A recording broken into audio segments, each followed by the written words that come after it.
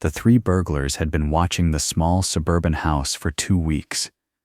They saw an elderly man who lived alone, walked with a cane, and followed predictable routines. Every Tuesday at 2 p.m. he left for grocery shopping. Every Thursday morning he drove to what appeared to be medical appointments, to Marcus Rivera, Jake Thompson, and Danny Walsh. He looked like the perfect, easy target. What they didn't know was that Tom Mitchell was a decorated Vietnam War veteran and former Army Ranger who had never forgotten the skills that kept him alive through 3 combat tours. When they broke into his house that Tuesday afternoon, expecting to find a helpless old man, they were about to discover that some warriors never truly retire. Welcome to The Last Witness. Before we dive into this incredible story, please subscribe to our channel, hit that like button, and let us know in the comments which city you're watching from today. Your support helps us bring you more amazing stories like this one. Tom Mitchell sat in his favorite armchair, reading the morning newspaper as he had every day for the past 5 years since his wife Eleanor had passed. At 74, he moved more slowly than he once had, relying on a wooden cane to steady his steps since the arthritis in his left knee had worsened.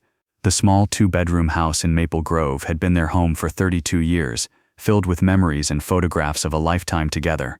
To his neighbors, Tom appeared to be exactly what he was, a quiet widower who kept to himself, tended a small vegetable garden, and maintained his property with meticulous care. What they didn't see was the discipline that governed every aspect of his daily routine, the way his eyes constantly scanned his environment for potential threats, or how he'd arranged his furniture to provide clear sightlines to all entrances and windows. Tom's military service was known to only a few neighbors. He didn't talk about Vietnam, didn't attend veteran gatherings, and kept his service medals locked away in a dresser drawer. The war had ended 48 years ago, but the skills and instincts it had burned into him remained as sharp as ever. Old habits he'd learned never truly died. For the past 2 weeks, Tom had been aware that his house was being watched. A lifetime of combat experience had taught him to recognize surveillance, and the 3 men who occasionally appeared in the neighborhood weren't nearly as subtle as they thought they were. The same van parked on different streets at different times, always with a clear view of his house. The man who jogged past his property every few days, taking mental notes of his routines. The utility worker who spent too much time checking meters that didn't need checking. Tom had served with the 75th Ranger Regiment in Vietnam from 1968 to 1971, 3 tours that had transformed a young farm boy from Iowa into one of the Army's most effective reconnaissance specialists. He'd learned to move silently through hostile territory, to observe without being observed, and to turn any environment into a tactical advantage. 53 years later, those skills remained intact.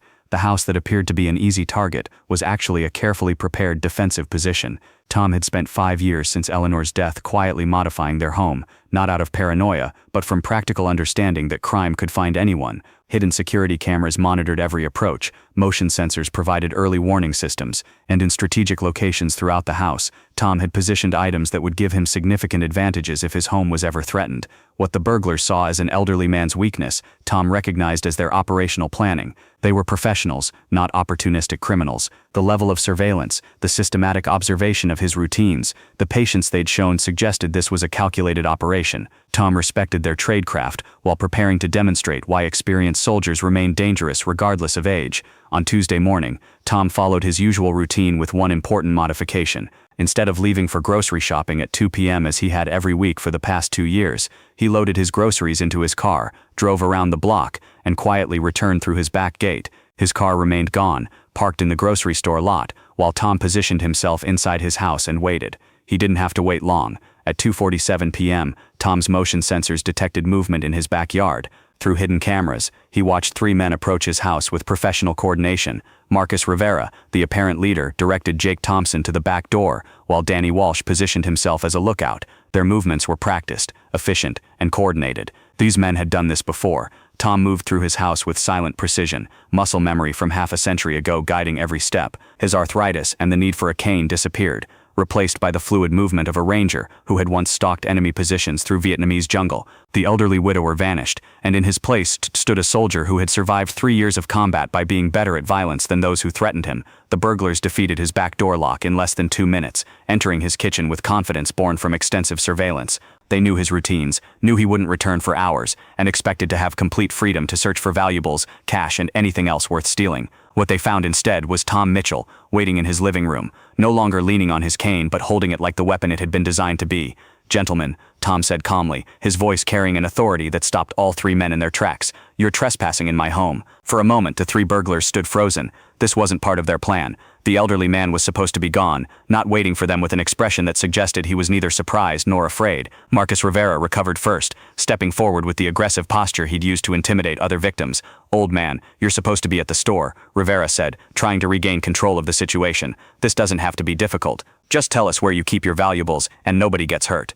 Tom smiled, a cold expression that would have been immediately recognizable to anyone who had served with him in Vietnam. "Son, I've been watching you watch my house for 2 weeks. I know exactly who you are and what you're here for. The question is whether you're smart enough to walk away before this gets unpleasant." Jake Thompson laughed nervously, pulling a knife from his pocket. 3 against 1, Pops. Those aren't good odds for you."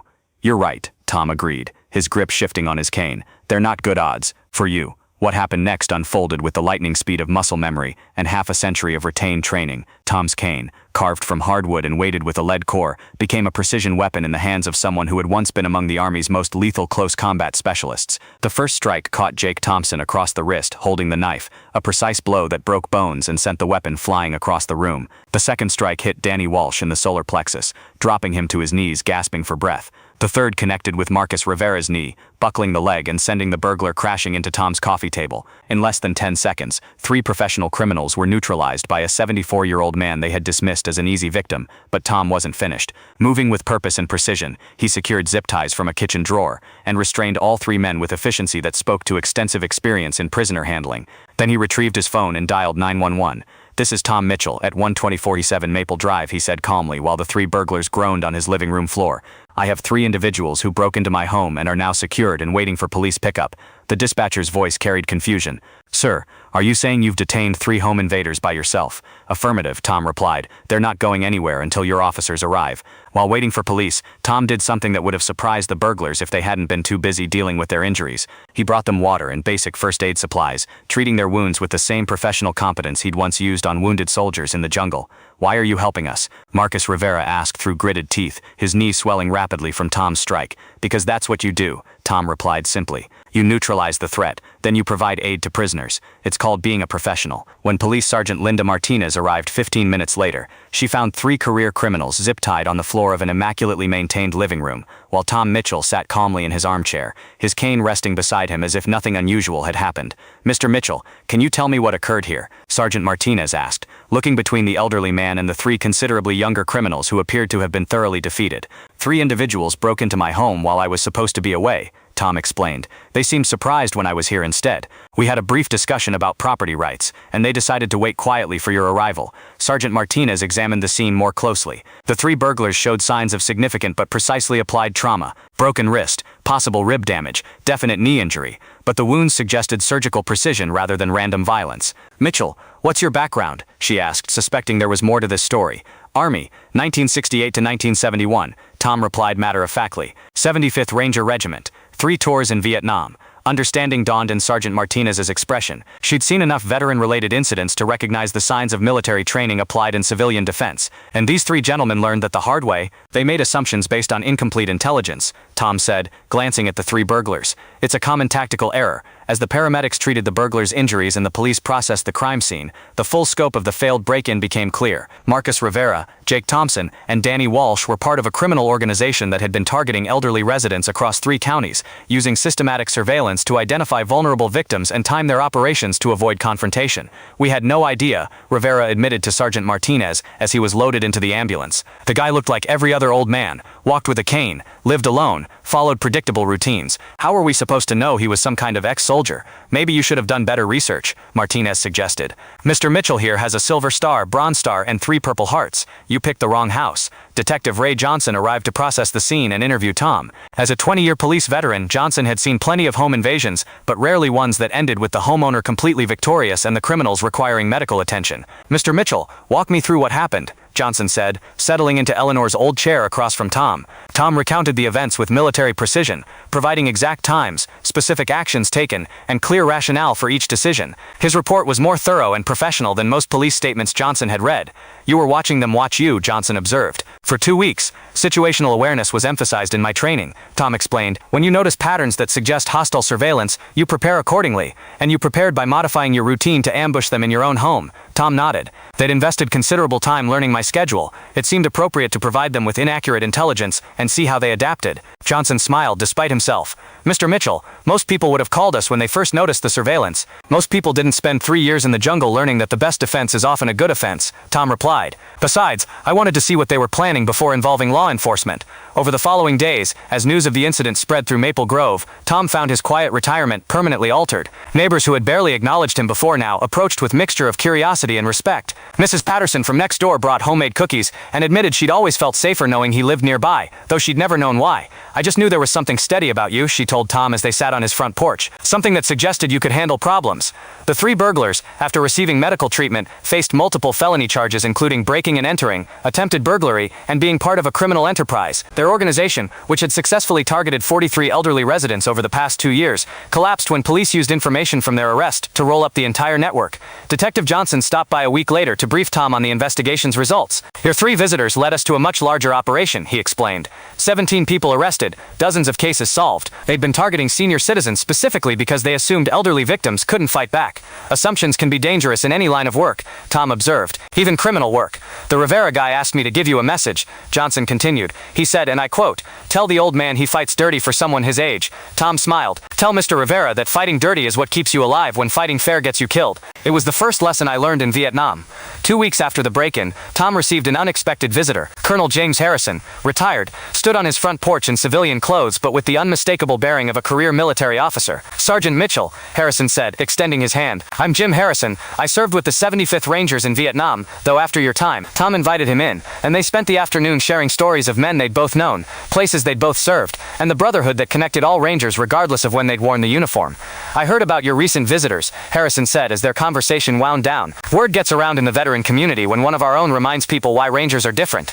"I just defended my home," Tom replied. "Nothing more than any man should do." "Maybe," Harrison agreed, "but not every man could have done it the way you did. 3 professional criminals, all younger and stronger, neutralized without permanent damage and secured for police pickup. That's the work of someone who never forgot his training." Harrison left Tom with contact information for a local veterans group that met monthly. "Not everyone there served in Vietnam," he explained, "but they're all Rangers, all age. You might find you have more in common with them than you think." That evening, Tom sat in his armchair reading, just as he had every night for 5 years. But something had changed. The house felt less like a refuge from the world, and more like a position he was actively defending. The skills he'd spent decades trying to forget had proven they were still there when needed. 3 weeks later, Tom attended his first Rangers meeting in over 50 years. The faces were different, some much younger than others, representing service from Vietnam to Afghanistan. But the connection was immediate and real. These men understood the burden of carrying lethal skills in a civilian world, the challenge of appearing ordinary while remaining ready for extraordinary circumstances. "I thought I was done being a soldier," Tom told the group during introductions. "Turns out, some things you never stop being." The other Rangers nodded in understanding. They'd all faced similar moments when their military training had emerged to handle civilian crises. Car accidents where their medical training saved lives, natural disasters where their leadership experience organized rescue efforts, and yes, criminal situations where their combat skills protected innocent people. "The training never leaves," agreed Mike Santos, a younger Ranger who had served in Iraq. "We just hope we never need it again. But when we do, we remember why they spent all that time and money training us," Tom finished. "Because some situations require someone who's prepared to handle violence professionally." 6 months later, crime in Tom's neighborhood had dropped to historic lows. Word had spread through the criminal community that Maple Grove contained at least one resident who was significantly more dangerous than he appeared. The attempted break-in at 1247 Maple Drive had become a cautionary tale among local criminals. Always research your targets thoroughly because you never know whose home you're entering. Tom returned to his quiet routines, but with modifications that reflected his renewed awareness of his environment. He still walked with his cane, still followed predictable schedules, still appeared to be exactly what he was, an elderly widower living alone. But now he also maintained regular contact with other veterans, participated in community watch programs, and served as an informal advisor to local police on home security for senior citizens. The house that had been targeted as an easy victim became known throughout the community as one of the safest places on the street. Children walking to school felt secure passing Tom's property. Elderly neighbors slept better knowing someone nearby could handle trouble if it arose. And criminals learned to avoid Maple Grove entirely, unwilling to risk encountering another easy target who might turn out to be a decorated combat veteran. Tom Mitchell had spent spent 5 years trying to be invisible, avoiding attention and maintaining the quiet life Eleanor had always wanted for their retirement. The break-in had forced him back into visibility, but he discovered that his community's awareness of his capabilities actually enhanced rather than threatened his security. Respect, he learned, was often better than anonymity. Today, Tom still sits in his favorite armchair every morning, reading the newspaper and tending his garden. His cane rests beside him, both walking aid and potential weapon, a reminder that preparation and capability were the best deterrents to trouble. And if anyone is watching his house now, they see exactly what Tom wants them to see: a quiet elderly man who values his privacy, tends his property, and maintains the kind of vigilance that comes from knowing the world can be dangerous, but manageable if you're properly prepared. What would you have done in Tom's situation? When you noticed surveillance on your home, would you have called police immediately or handled it yourself? Do you think elderly veterans like Tom have a responsibility to use their skills to protect their communities, or should they avoid confrontation? Let me know your thoughts in the comments below, and don't forget to subscribe to The Last Witness for more incredible stories of ordinary people with extraordinary backgrounds who step up when it matters most.